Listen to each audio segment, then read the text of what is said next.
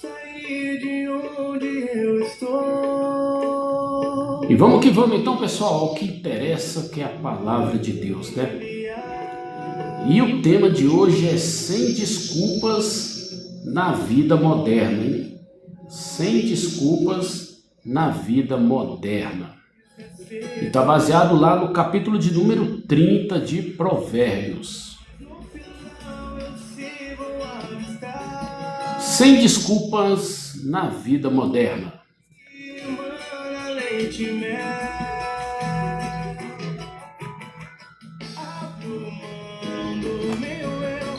Bom, o objetivo então desse nosso estudo de hoje é refletir à luz dos desafios da modernidade que não há justificativas ou desculpas para uma vida negligente, quando nos submetemos à sabedoria divina.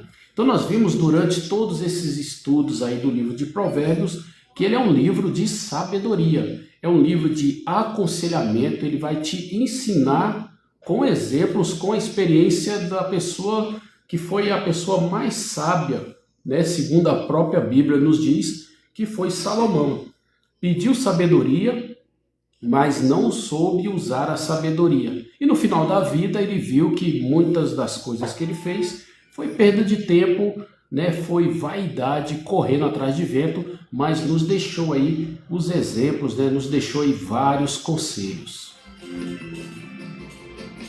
Então, como eu falei para vocês, esta é a nossa última lição, né? Desse nosso tema aí, sabedoria nas escolhas da vida. E hoje o tema da lição 13 é sem desculpas na vida moderna.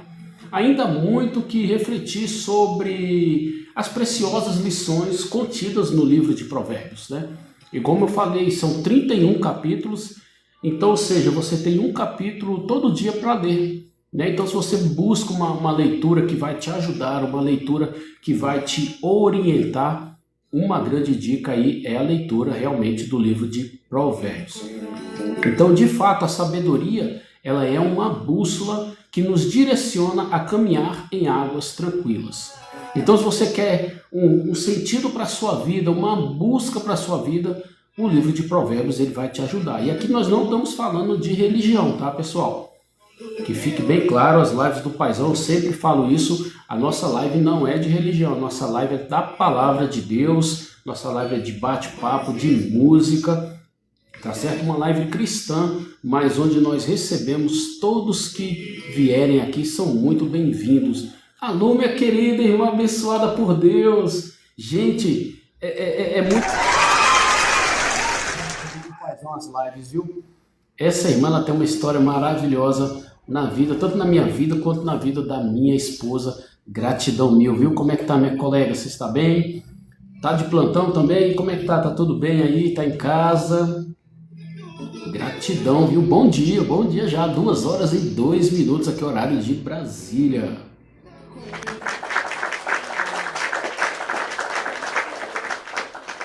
Então, como nós já estamos falando, então a sabedoria, ela é uma bússola, né? É isso aí, tá no trabalho, eu também estou aqui no trabalho e estou aproveitando aqui já para fazer essa live aqui. Já tinha uns 2 meses ou mais, minha irmã, que eu não abria live. Estava bem desanimado, mas graças a Deus estou vivendo novos tempos aí. Deus tem nos despertado, né? E dando coragem para a gente continuar o trabalho aí, né? De levar uma palavra amiga, de levar, né, uma palavra de companhia. E é isso aí, esse é o nosso intuito aqui da live, né? Buscar o reino e as demais coisas nos serão acrescentadas. Então, como eu estava falando, a bússola da vida, que nos direciona a caminhar em águas tranquilas é a sabedoria, né? Se você for uma pessoa sábia, você vai estar se livrando aí das tempestades, se livrando de muitos problemas, né? Que maravilha, né? Conquanto essa sabedoria seja um oásis em meio ao deserto. Nem todos estão dispostos a trilhar o caminho do sacrifício.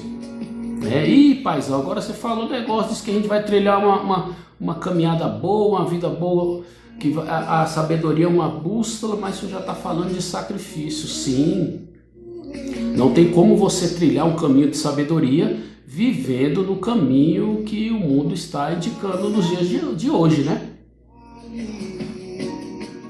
Hoje você vê os nossos jovens não estão mais orando, nossos jovens estão farmando aura.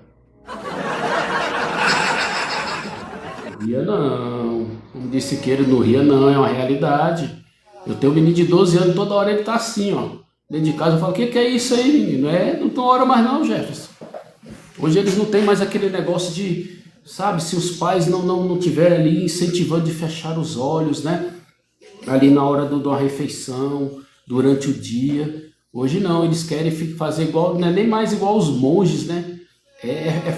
Farmar a aura, e a gente acha que é uma brincadeira, começa como uma brincadeira, mas o negócio tem tomado proporções grandes. E o povo, infelizmente, parece que gostam de ser enganados, né? Gostam de ser. Então esse vai ser o nosso ponto principal de reflexão nesta lição, né? Até quanto nós estamos dispostos, né, a trilhar um caminho de sacrifício. Poucos estão dispostos a pagar o preço de uma vida disciplinada e apresentam as mais variadas desculpas para justificar o seu comportamento e comodismo diante da vida. Sabe aquela situação que a pessoa fica só se lamentando, ó vida, ó céu, mas não sacode a poeira?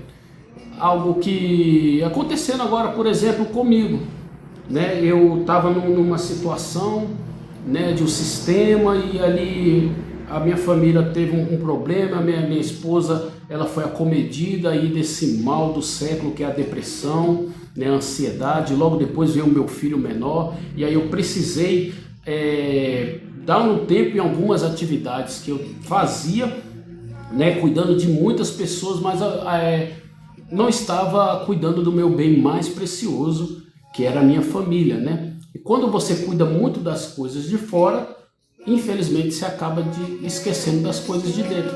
E as coisas de dentro, o nosso lar, a nossa família, é o nosso primeiro ministério, é o nosso primeiro cuidado. Então precisamos ter esse cuidado. E isso para mim foi um grande choque, né? Porque o desânimo vem, você está ali acostumado àquela vida e daqui a pouco você se vê sem aquilo.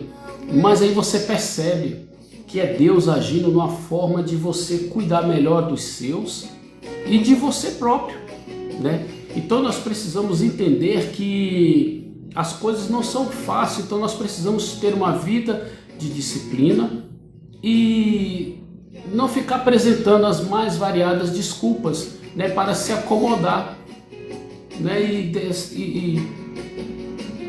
Justamente, irmão, justamente, muitos querem colher frutos, bênção, mas não plantam nada. E a própria palavra de Deus diz que o que você aqui plantar, aqui você irá semear.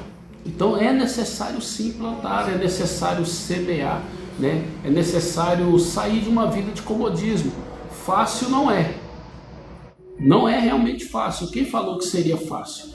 Mas o fardo ele pode ser mais leve quando você começa a entender o seu propósito. E outra coisa, só faça o que você consegue. Muitas vezes nós estamos nos esgotando porque nós queremos fazer além do que nós conseguimos. E aí vem o esgotamento, aí vem burnout, aí vem a depressão, aí vem a ansiedade e vem também crise de pânico, dentre outras coisas, né? E isso justamente é o que nós não estamos sabendo lidar, não porque somos fracos ou porque estamos numa geração totalmente desnorteada, não é isso. É porque nós estamos acumulando coisas que muitas vezes não são nossas. Então quando você abre ali Provérbios 30, ele já começa aqui, né? Se você tiver com a sua Bíblia, você pode estar abrindo aí Provérbios de número 30, e ela tem um título assim, As Palavras de Agur. Então as palavras de Agur, elas apontam que ainda que estejamos desprovidos de recursos, a sabedoria supera as desvantagens. E aí, tá preparado então para nós adentrarmos nesse estudo?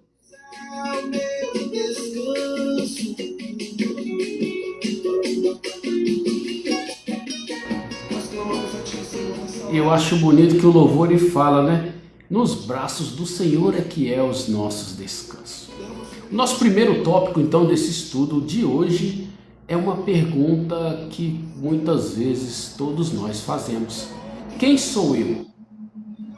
Você sabe quem é você?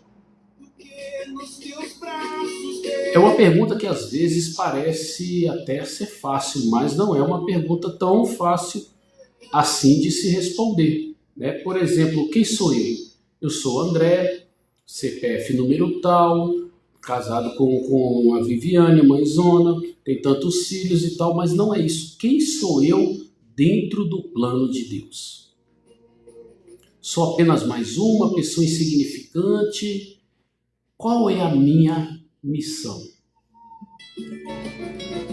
Qual seria a minha missão aqui na Terra?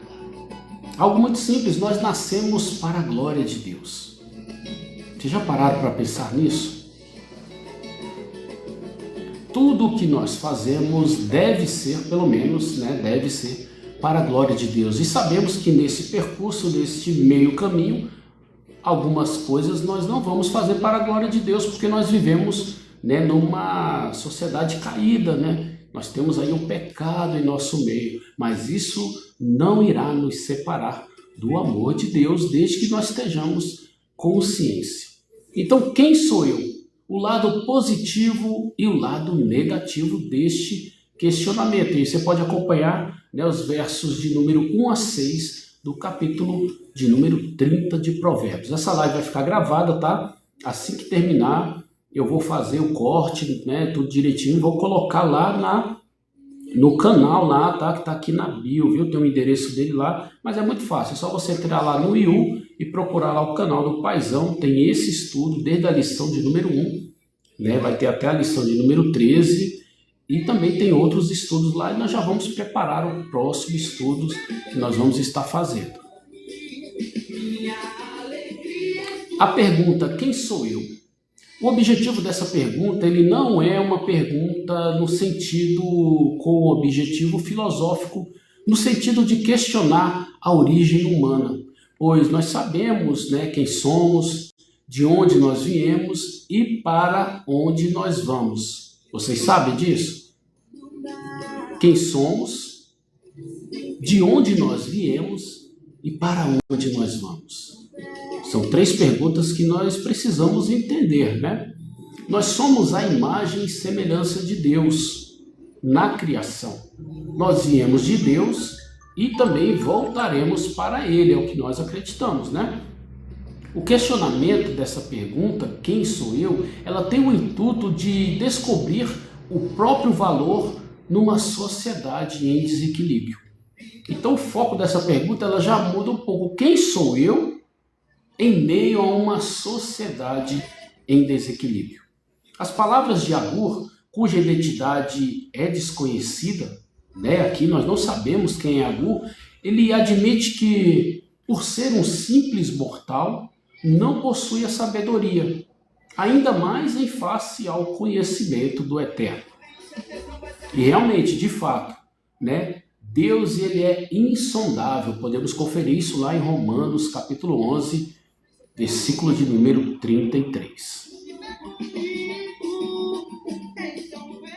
Então, positivamente, os questionamentos do sábio fazem sentido, pois realmente é impossível desvendar o tamanho dos céus, segurar o vento com as mãos, embrulhar a água num pano ou marcar os limites da terra.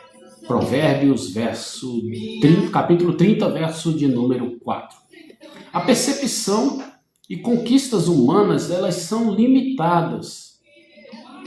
A pessoa de Deus extrapola a compreensão humana, porque Deus, ele é onipotente, pois nada é impossível para Deus. Lucas, capítulo 1, verso de número 37.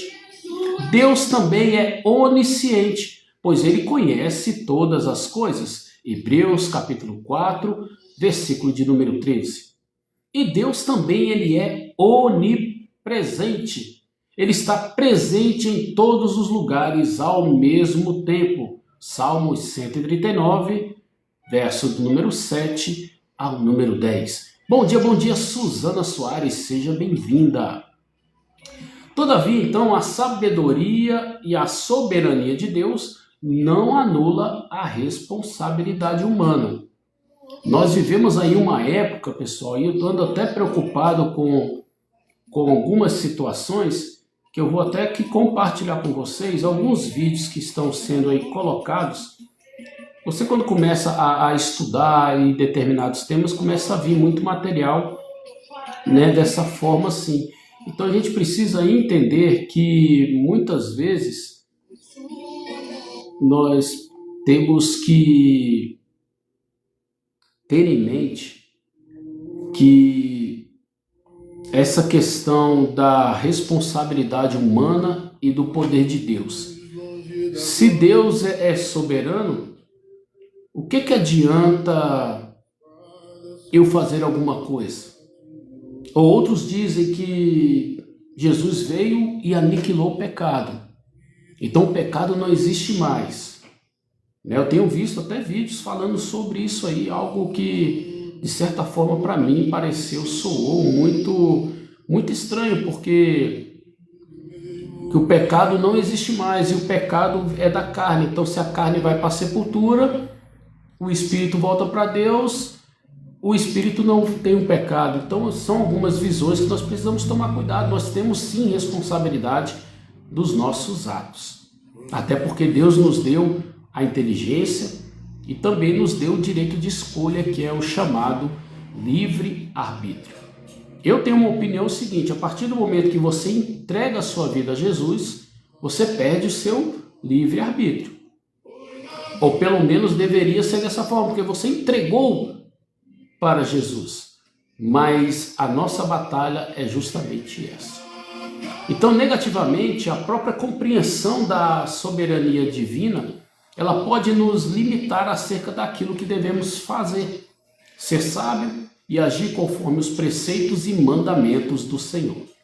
Não há desculpas e justificativas para agir com injustiça. Ser preguiçoso, ser teimoso, ou ser uma pessoa de mau gênio. Alô, Bala! Beleza, meu querido? Gratidão pela sua presença aqui. Então, Agur diz ali no verso de número 2 que não ter inteligência e que nunca ser sábio. Entretanto, é comum nos textos de sabedoria o mestre começar afirmando que o sábio é convocar os alunos a ter uma vida sábia. Então a sabedoria, ela é um preceito para você ter uma vida bem-sucedida. Você não precisa ter muito dinheiro, você não precisa ter muitos bens, você só precisa ter uma mente consciente. Então é estranho nessa perspectiva uma imagem tão depreciativa da relação entre a soberania de Deus, a vida sábia e o valor humano. Deus, ele está acima de todas as coisas e a sua sabedoria, ela é infinita. Já o ser humano, ele é limitado. Todavia, não ao ponto de justificar os seus erros, limitações e fraquezas sobre o argumento de que a sabedoria é divina e é inalcançável. Então muitas vezes nós erramos e falamos, mas errei porque todo mundo erra. Não tem aquele pagode, todo mundo erra sempre, todo mundo vai errar. Então muitas vezes nós achamos isso, que todo mundo erra, não podemos banalizar. E qual é o intuito do ser humano? Cada vez errar menos. E isso você vai estar construindo uma vida de sabedoria. Então o nosso primeiro ponto foi esse. O segundo ponto desse nosso estudo hoje, da nossa última lição, é a oração nossa de cada dia. Ela é possível numa vida moderna? Onde eu falei que as pessoas não estão mais orando, não estão mais fechando os olhos e falando com o Senhor, estão na verdade farmando aura, buscando uma força sobrenatural nessa visão aí de formar aura, farmar, não é nem formar, é farmar. E farmar vem ali de construir, Então nessa oração de Agur, Provérbios 30, Agur pede duas coisas ao Senhor. Quais são as duas coisas? Não me deixes mentir e não me deixes ficar nem rico nem pobre. Olha só que dois pedidos sábios. Ele pede para Deus: Senhor, não me deixe mentir.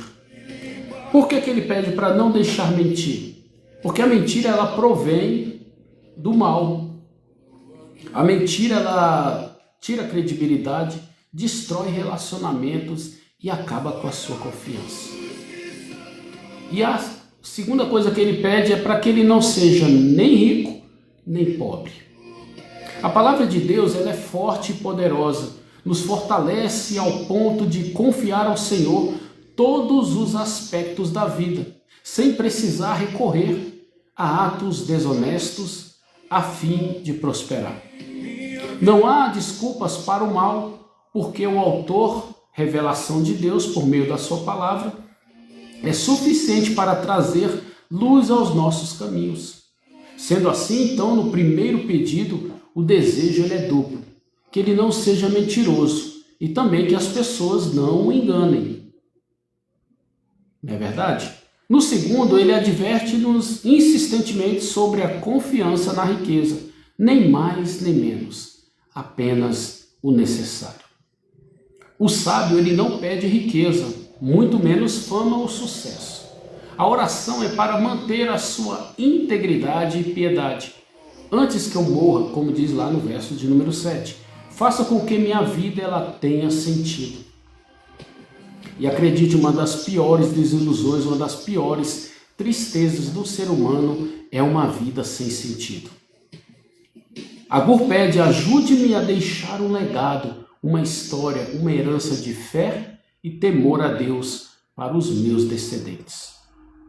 Desta terra nós não levamos nada, mas deixamos. Que legado, que impressão você quer deixar? Na tradição judaica, era dever dos pais inculcarem na cabeça dos filhos as palavras da lei sobre fidelidade e lealdade a Deus e ao próximo, a maior de todas as riquezas. Deuteronômio, capítulo 6, versículos de número 4, 6 e 7. No segundo pedido, ele ora para que seja atendida às suas necessidades mais simples, protegendo o coração dos perigos da prosperidade e também do desprezo da miséria. Bom dia, Paola, seja bem-vinda. Sim, é possível, sem desculpas, sem achismos, sem justificativas. É possível se desviar de tudo aquilo que nos faz pecar e blasfemar contra o Senhor nos tempos modernos. Ah, paizão, é impossível viver sem pecar. É difícil, mas não é impossível. Difícil é porque a tentação ela vem todos os momentos. Tem algumas que nós iremos resistir, outras não. É difícil, mas não é impossível. Tal como a oração do Pai Nosso, a nossa oração deve ser, nesse sentido da provisão que o pão nosso de cada dia nos dá hoje. É também realizável a fidelidade no casamento. Provérbios capítulo 6, verso de número 20, vai até o 7, versículo 27. É viável guardar o coração da tristeza e do ódio numa cultura de cancelamento. Hoje é moda, as pessoas serem canceladas. E quando isso acontece, ali você cria mágoa, tristeza, ódio. Nem sempre a vida será justa. Mas a vida boa, ela é praticável quando se firma os pés na casa da sabedoria, vivendo equilibradamente numa sociedade em desequilíbrio.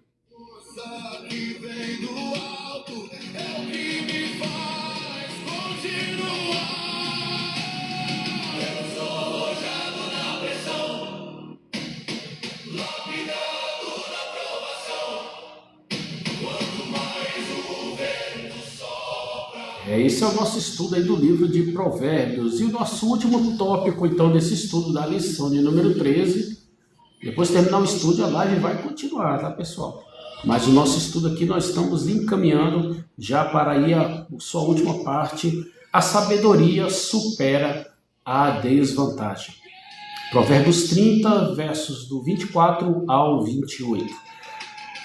Não há desculpas ou justificativas para viver os princípios divinos na sociedade contemporânea, ou até mesmo uma atitude de autocomiseração, em que a pessoa se sente tão vítima do processo econômico, político ou social, em que todos são capazes, menos ela. A lógica é a mesma, sempre há uma justificativa para você não fazer o que tem que ser feito. O sentimento de autocomiseração trava o processo de crescimento e aprendizado na escola da sabedoria, além de ser também destrutivo.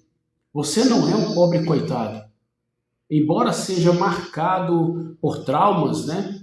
Vou montar aqui o quebra-cabeça.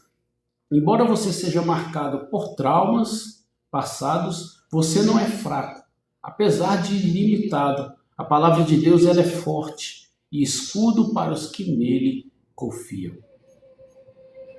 A sabedoria ela supera a desvantagem, ressentimentos, preguiça, infidelidade, o passado, os traumas, a família biológica ou a família adotada, se for o caso, o lugar onde você mora, a sua aparência física, o governo atual, ou a igreja que você faz parte, a sua denominação, nada justifica a falta de sabedoria. Hoje nós vivemos um período de grande escravidão. Ué, paizão, mas a escravidão acabou? Não, acabou aquela escravidão lá de chicote, mas hoje as pessoas estão escravizadas dentro do sistema religioso, escravizadas dentro de uma visão em que você se sente preso porque você tem medo. Isso não é a liberdade de Deus em nossas vidas.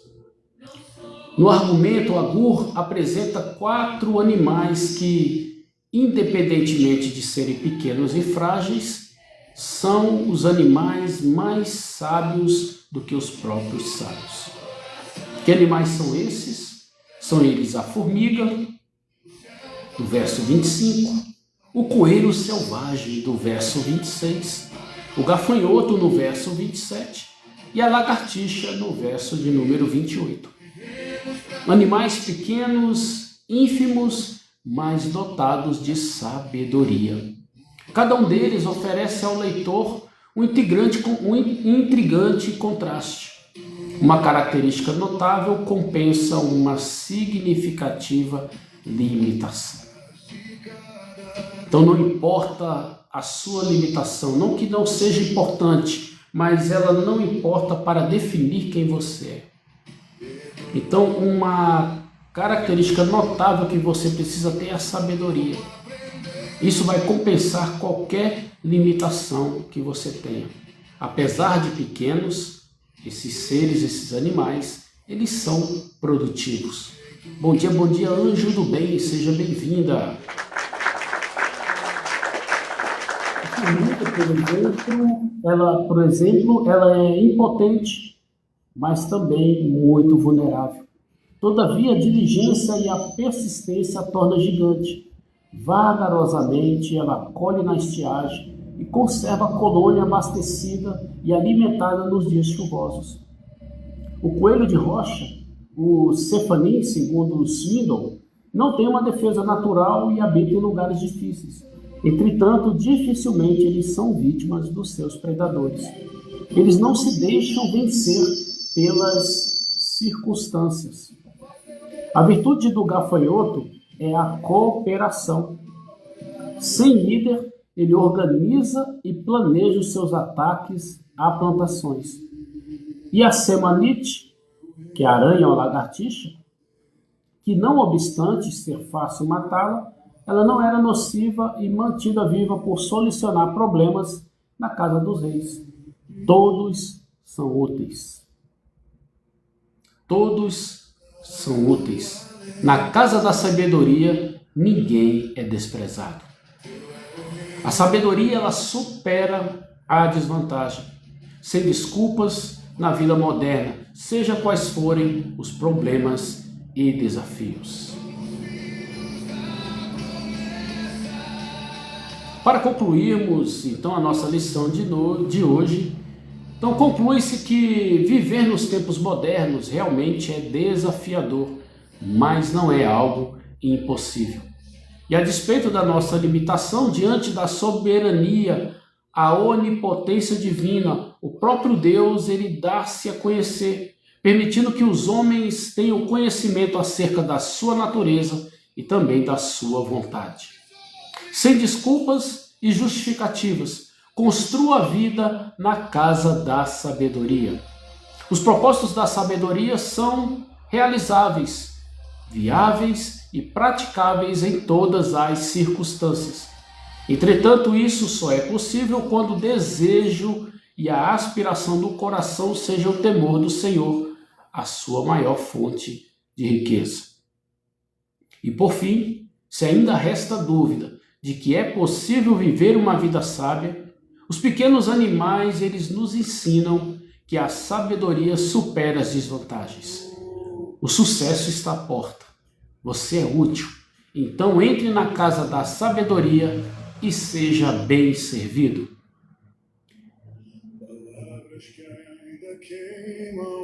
Bom dia, Thiago Ramos. Seja bem-vindo, meu querido. E por fim, meus queridos, aquelas 3 últimas perguntas para pensar e agir. Qual percepção de Provérbios 30, verso de número 3, na relação entre soberania divina, limitação humana e temor de Deus? Qual a sua percepção desse texto de Provérbios 30?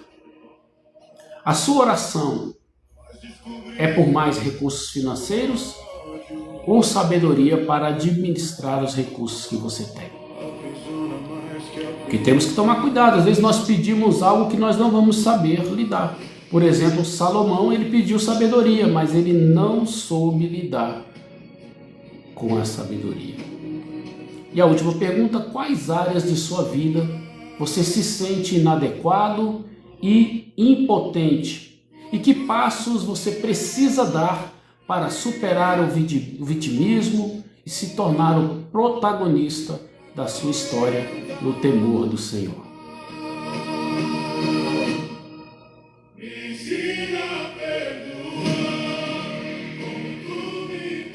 Pessoal, esse foi o nosso estudo aí do livro de Provérbios, o estudo Sabedoria nas Escolhas da Vida.